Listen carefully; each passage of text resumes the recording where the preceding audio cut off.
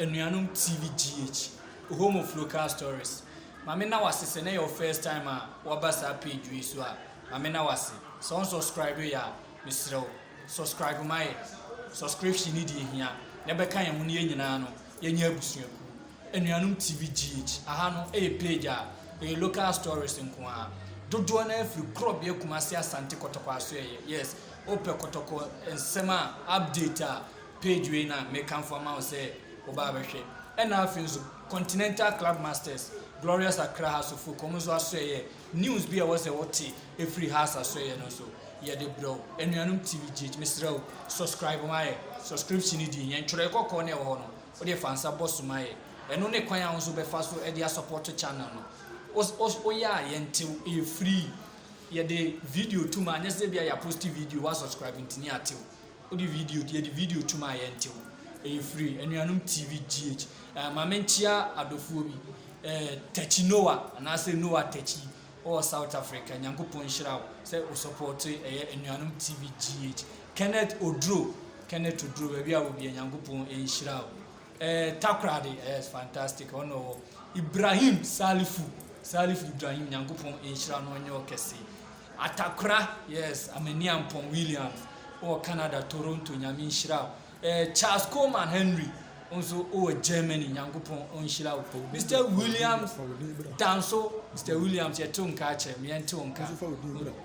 and your first time about the Faudibra goyenye ebusuaku me your friend Steven Tonado apia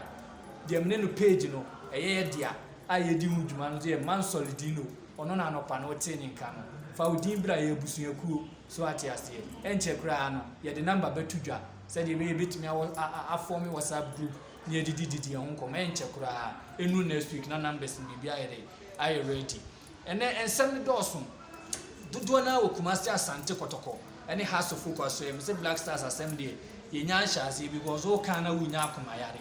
Black Stars Assembly and no kopiem Kumasi Asante Kotoko ye ka chere mo say ene ye bekọ adakuja chi training grounds report e free on ba near bro key players be Kotoko messe womo against and as womo match against Ashanti Gold no Kotoko ebe messe womo players injury update Kotoko players are omo sustaining injury omo my Fabio Gama the time bay and at the bay no be return into the club here de ehun ensemo ba Kumasi Asante Kotoko na David Obin ono kasamafo edema Kumasi Asante Kotoko wakasa yi pa na ensembe na David Obin kan ye de ho nsem ba yes Justice Blay Moses Amapaka ono ne Penimpama Mediama Sporting Club wakasa for Justice Blay na Justice Blay kura da ben no be ba se si amika se Justice Blay ye de ho nsem ba kopiem o hasofo kwaso ya omo talisman omo best player ba akubi yes ne contract aka Tony Bro omo anya faster player no beja omo akose de ebimu eje omo ko no ye de ntiremu ne ba me so subscribe to Enuanum TVGH ma mention sem na se enfan free crop be Kumasi Asante Kotoko asoye okopiem o Kotoko asoye training grounds and ye kopiem o no na nya fedi agro crab coach Prosper na Togum ma me mo na baso se okopiem o Kotoko training grounds o na wokọ kwan a technical team no which Prosper na Togum ene ne mpanimfo any players no relationship da wo montema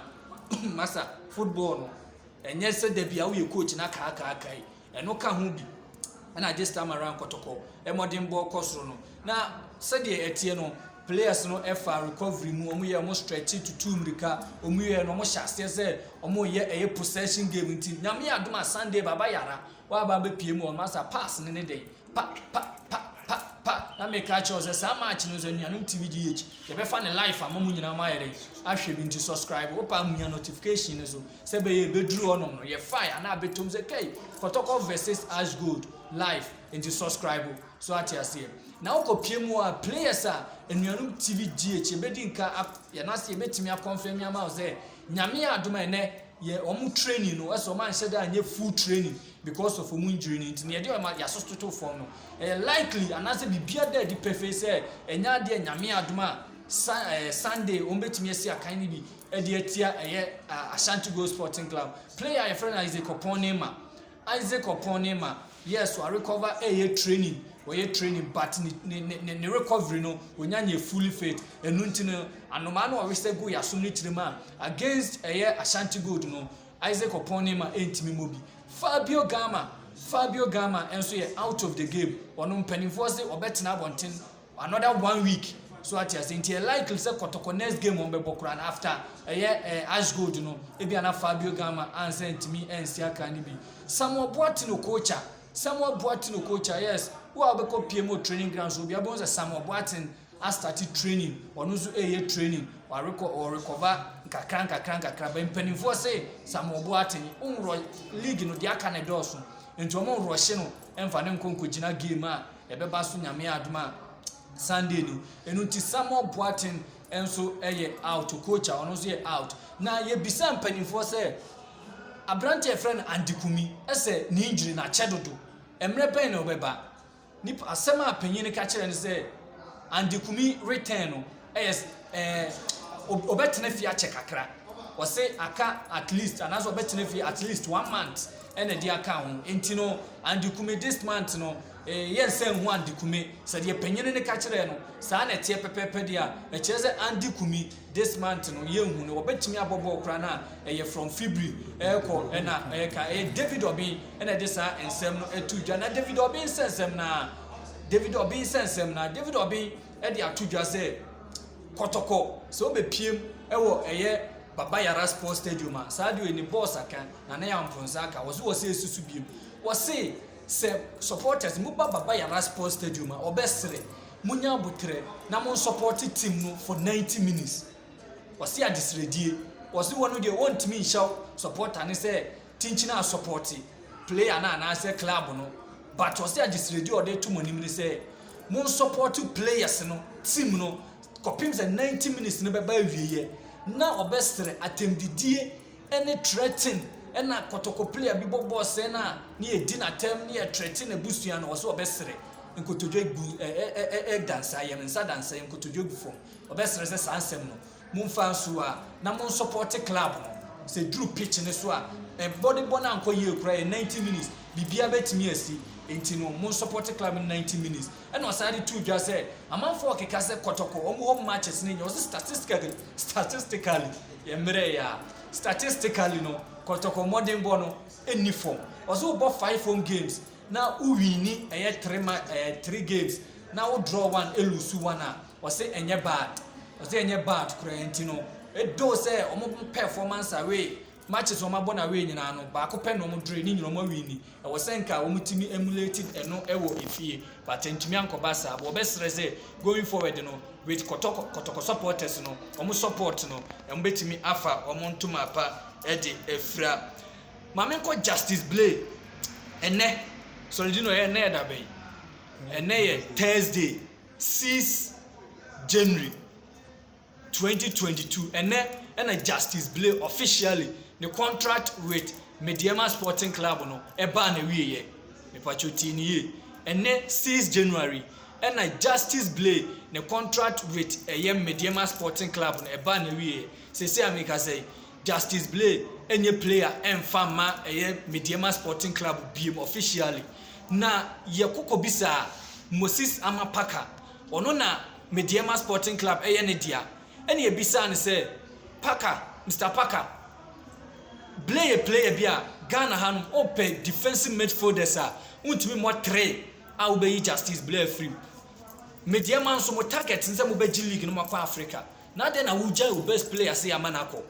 Moses Amapaka say Justice Blay omo ye dombe ye bia